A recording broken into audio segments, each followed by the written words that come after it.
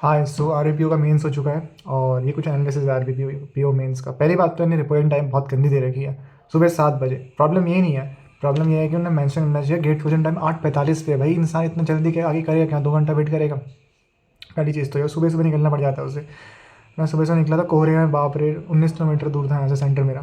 तो पहले थोड़ा सा सही गलती थी। और दूसरी चीज़, अब बात करते हैं पेपर की। पेपर कैसा था भाई? पेपर सच बताऊँ तो पेपर होता है मेरे पूरे फेवर में था, बट फिर भी मैं ख़राब करके आ गया। पता नहीं क्यों मेरे साथ ऐसा होता है, मैं कैसा पेपर हो मैं ख़राब भी कर देता हूँ। चाहे हार्ड में यार पेपर ख़राब हो जाता है मेरे, मेरे से ईजी पेपर में ख़राब हो जाता है। मतलब जो मेरे पेपर मेरे फेवर में वो भी ख़राब करके आ जाता हूँ मैं किसी ना किसी रीज़न से। तो बात करते हैं रीजनिंग की। रीजनिंग ऐसा था, रीजनिंग भाई पजल, वो पजल बहुत डुएबल थी। पजल जो मैंने पहले पजल उठाई वो थी तुम्हारी, कुछ 8 लोग थे जिसमें शर्ट पैंट कुछ थी, वो मेरी बहुत जल्दी हो गई थी। वो 3-4 मिनट में हो गई थी मेरी पजल। फिर पता नहीं मैंने कौन सा किया, आई गेस मैंने सिलॉग उठाया। एक तो सिलॉग गलत था उसमें से क्वेश्चन, उसमें मेरा टाइम बहुत बर्बाद हो गया यार। 2-3 मिनट लग गए, मैं उसमें चेक करने लगा था कि यार कहाँ गलती हो रही है, क्योंकि सिलॉग मेरा बहुत स्ट्रॉग है। सिलॉग स्ट्रॉग होने के बाद बावजूद भी गलती हो रही है कहीं। तो एक उसमें क्वेश्चन गलत था, उसका ऑप्शन वन, वन एंड इधर 2 और 3 था, मुझे कहीं दिख नहीं रहा था ऑप्शन में। तो उसके वक्त से मैं 2-3 मिनट बर्बाद हो गए, बल्कि सही था मेरा। तो एक क्वेश्चन था जो कि उसमें गलत दिया था। और फिर मैं आया, फिर उसके बाद मैंने सिलॉग ही अटैम्प्ट की थी। हाँ आई गेस उसके बाद मैं मशीन इनपुट आउटपुट में, वहाँ से मेरा पेपर ख़त्म हो गया भाई साहब। भले ही बनाया मैंने मशीन आउटपुट इनपुट आउटपुट, लेकिन वहाँ पर मुझे इतना टाइम लग गया ना, मैं नोटिस नहीं किया पर मेरा पूरा टाइम ख़त्म हो गया भाई। 13-14 मिनट बचे थे उसके बाद मेरे मशीन इनपुट आउटपुट के बाद। पेपर कितने पेपर मार्क्स का होता है, मतलब मिनट का होता है, मैं भूल गया। लेकिन बहुत कम टाइम बचा था मेरे पास, बहुत ही कम टाइम। आई थिंक उससे भी कम बचा था टाइम मेरे पास जब मैं कर रहा था उसे। तो लगभग 10 मिनट तो मैं लग ही गए थे मशीन इनपुट आउटपुट में। मेरा वो क्वेश्चन बहुत बड़ी भूल हो गई मेरे से कि मैंने अटैम्प्ट किया, क्योंकि यार वो क्वेश्चन बहुत लेंदी था। भले ही मुझे पैटर्न में मिल गया था 1-2 मिनट में। पहले तो वहाँ टाइम लगा थोड़ा सा, लेकिन मुझे मिल गया था। उसके बाद अटैम्प्ट करने में इतना टाइम लग गया ना भाई, वो मेरे से इतनी बड़ी गलती हो गई जो मैंने कर दी। तो पता है तुम्हें, पता है अटैम्प्ट कितने कर रहे रीजनिंग में? 18। और बाहर से 18 अटैम्प्ट करने की नहीं है। पता है मैंने छोड़ा था कौन सा क्वेश्चन है? 5 नंबर का था। कौन सा क्वेश्चन छोड़ रखा? 5 नहीं 6 नंबर का, 1.25 का। पता है कौन सा क्वेश्चन छोड़ रखा है?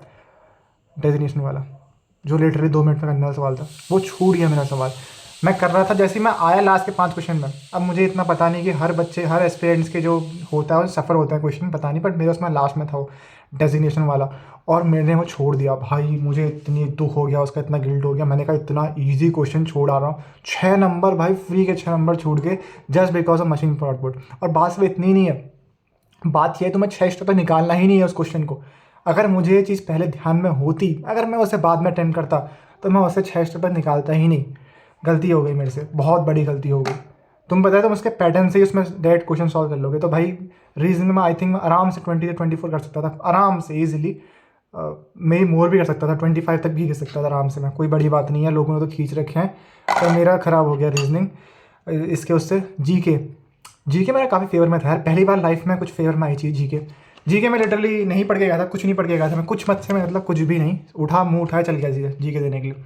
और मैंने इसके मॉक सिर्फ एक मॉक लगा रखा है, एक मॉक लगाया था सिर्फ इसका आरपीओ का। और जीके में मैं 6 क्वेश्चन बनाए जो कि इससे बैंकिंग की जीके से नहीं है। एक नागालैंड वाला बनाया मैंने, नागालैंड की वो कैपिटल कोहिमा होती है, और उसमें सीट कितनी है, वो बैंकिंग एस्पेक्ट के क्वेश्चन नहीं आएंगे कि उसमें एसटी की सीट कितनी, लोग उसमें 47 होती है। जैसे क्वेश्चन हो गया संविधान किसने लिखा है, जैसे संविधान लिखा हुआ है तुम्हारा प्रेम बिहारी कुछ नाम होता है उसका, रैसदा करके कुछ है, तो उसने उसने लिखा है। अब यहाँ पर कुछ लोग वो देख रहे होंगे, ढूंढ रहे होंगे, जो जो मीम देखते हैं ना, वो अम्बेडकर ने लिखा है पर संविधान नहीं लिखा है भाई। तो वहाँ ऑप्शन ढूंढ रहे होंगे अम्बेडकर, अम्बेडकर कहाँ पर है, तो वो लिखा नहीं है उसने एक्चुअली, वो लिखा है तुम्हारा प्रेम बिहारी रैसदा, ऐसे कुछ नाम है। आप नाम एग्जैक्ट सर्च कर सकते हैं। और बाकी जो क्वेश्चंस हैं जीके में, 6-7 क्वेश्चन मतलब मेरे सही हैं भाई। मैं बिना पढ़े गया हूँ, बिना, मैंने कुछ नहीं आता मुझे बैंकिंग का जीके, उसका भी 6-7 क्वेश्चन सही करके आ रखा हूँ बिना पढ़े, बिना पढ़े। तो हाँ जीके मेरे फेवर में थी काफ़ी। 19 अटैम्प्ट किए थे, 19 मतलब कुछ काफ़ी गलत भी हैं, तुक्के मार रखे हैं, तो बस 6-7 सही होना बिना पढ़े बहुत बड़ी बात है। किसी ज़्यादा भी सही हो रहे होंगे, पर बिना पढ़े बहुत सही है भाई स्कोर इसकी जीके में। और रही बात फिर इंग्लिश मेरा काफ़ी अच्छा गया। इंग्लिश में मतलब मुझे कोई प्रॉब्लम नहीं, 39 अटैम्प्ट किए, 40 के आई थिंक, मुझे याद नहीं है, बट एक्यूरेसी मेरी रहती है अच्छी है। और 30 से ऊपर मेरे इंग्लिश में आ जाएंगे आई थिंक आराम से। 30 मतलब आ जाएंगे, 30 के आसपास, 28, 30, 32 इतने मेरे आ जाएंगे इंग्लिश में। तो मुझे यहाँ से कोई प्रॉब्लम नहीं है इंग्लिश के उसमें से। और मैथ्स मेरा ख़राब गया यार। मैथ्स में सेम गलती मैंने यहाँ पर कर दी, सेम गलती, सेम मिस्टेक जो रीजनिंग मैंने दोहराई वो यहाँ भी दोहरा दी मैंने। पता नहीं क्या होता है, मुझे स्किप करना सीखना पड़ेगा भाई। और मैंने लास्ट के नंबर से वो मिसिंग नंबर वो छोड़ के आ रखा हूँ यार। मैं पता नहीं क्यों करता हूँ ऐसा। मैं अटेम्प्ट कर लेता हूँ, सीधा क्वेश्चन उठा लेता हूँ। मेरी पता नहीं गलती है बहुत बड़ी वाली, बहुत गलती है। बस ऐसे बहुत बड़ी मतलब मिस्टेक कर दी मैंने, मतलब पेपर पूरा फेवर में था मेरे। आराम से मैं इजीली क्रैक कर सकता था इसे, मतलब 70 से 80 तो मेरा अभी भी आ ही होंगे, ऐसा नहीं आ रहे होंगे। 70 to 80 आ रहे होंगे, मैं मोस्ट प्रोबेबली 75 to 80 आ रहे होंगे। क्योंकि कंप्यूटर की बात मैंने करी नहीं। कंप्यूटर मेरी ठीक ठाक है यार, मतलब स्कोर की बात करूँ अगर मैं, तो 8 से 10 मेरा आ जाएगा स्कोर, मतलब डिवाइड करके 2 से। हाँ, तो मतलब 20 तक मेरे सही होंगे आई गेस इसमें, मेरे कंप्यूटर में। तो कंप्यूटर भी सही गया, मतलब 20 तो मेरे होंगे ही होंगे आई थिंक। तो मतलब कंप्यूटर भी सही गया, जैसा लेवल था कंप्यूटर से उस हिसाब से सही गया है पेपर मेरे को, क्योंकि कंप्यूटर एसएससी में भी आती है। तो ये ठीक गया है। बस मेरी प्रॉब्लम, और मैथ्स में मैं वही सेम गलती कर दी मैंने, सेम मिस्टेक, कि मैं सिर्फ 15 ही कर पाया मैथ्स में। बहुत बड़ी गलती कर दी मैंने कि क्वेश्चन मैं स्किप नहीं करता हूँ, अर्थमेटिक का किसी का भी सीधे मैं उठा लेता हूँ उसे। उस चक्कर से मेरा ख़राब हुआ है पेपर, उस चक्कर से मेरा पेपर ख़राब हुआ। वरना मैं ईजिली मतलब 85 तक आ जाते मेरे आराम से, 85 to 90, कोई बड़ी बात नहीं थी। 6 नंबर तो सारा रीजनिंग से आते हैं वहाँ से उठा के, वो डेजिग्नेशन वाला सवाल, इतना ईजी सवाल जो मैं छोड़ के आ रखा हूँ। तो यही था पेपर। आपका कैसा रहा आप बताइए। अब मेरे तो सिर्फ एक एग्ज़ाम बता भाई, सीजीएल मेंस। देखता हूँ आपका सही रहा तो बढ़िया है, बढ़िया। ऑल द बेस्ट भाई, जिसका आगे भी एग्ज़ाम है। बाय।